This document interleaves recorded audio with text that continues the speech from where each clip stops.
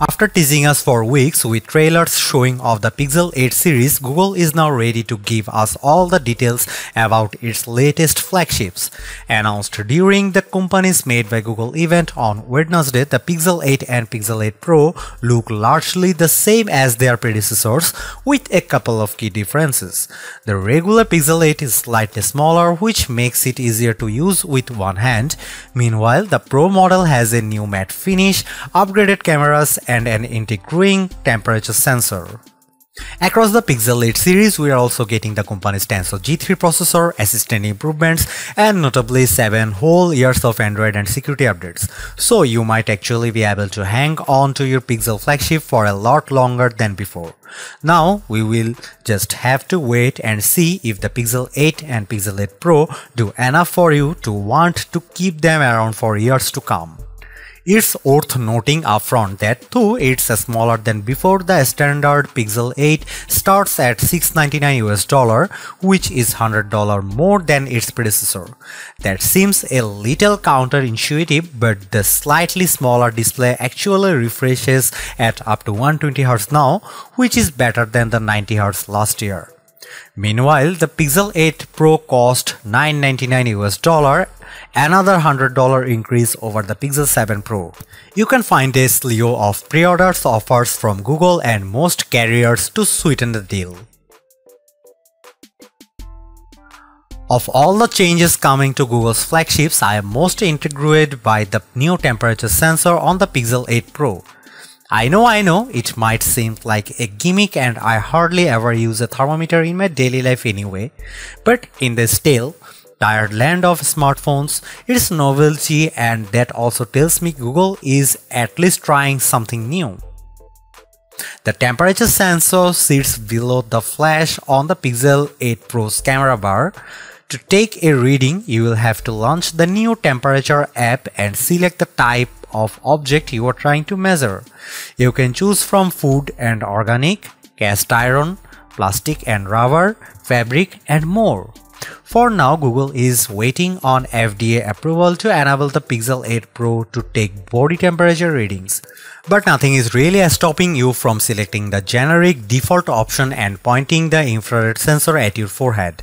Just know that it's not the advertised application and that the reading might not be 100% accurate. With the existing app and algorithms, too, you can check the temperature of bath water before putting your child in it, or make sure your cast iron pan is hot enough before sticking your stick in it. There are plenty of ways to use the sensor, but most of us have survived this long without carrying a thermometer everywhere. I am not sure we will suddenly start relying on it, and it's entirely possible this feature goes the way of the solid radar Google introduced on the Pixel 4. Still, at least based on my few attempts at using the Pixel 8 Pro to scan things, the system appears to work. I stuck the sensor within an inch or two of iced water and warm coffee, and within 5 cm or 2 inches is recommended for best results. It took barely a second for the measurements to appear on the app, and the results all seemed accurate. The coffee, which had been sitting out for a while, generally registered at around 97.2 degrees Fahrenheit across my multiple readings, while the iced water came in at 37.4 degrees Fahrenheit. I'll have to spend more time with a review until in the real world to know just how much I will use this and whether it will affect battery performance.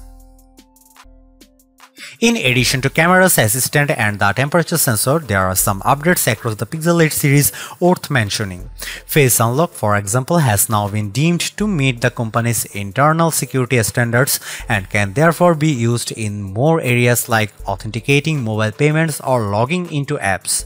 That's in part enabled by the Tensor G3 chip in both phones, which also powers things like Audio Magic Eraser, filtering out more spam calls, and more. We don't know very much else about Tensor G3 at the moment though. Google is also introducing a new name for the displays it uses on the Pixels: Actua on the smaller handset and Super Actua on the Pro.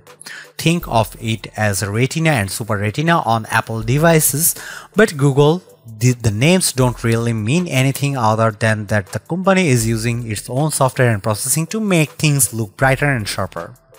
We are at a point with smartphone displays where most human beings can't tell the difference between a Super Retina and a Super Actual display as long as they are playing the same content at the same brightness.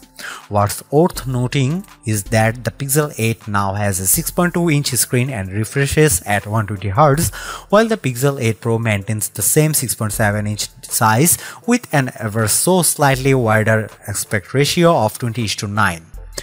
The Pros also have a matte finish this time and come in beige, porcelain and obsidian, while the smaller handset is available in rose in addition to the black and white options.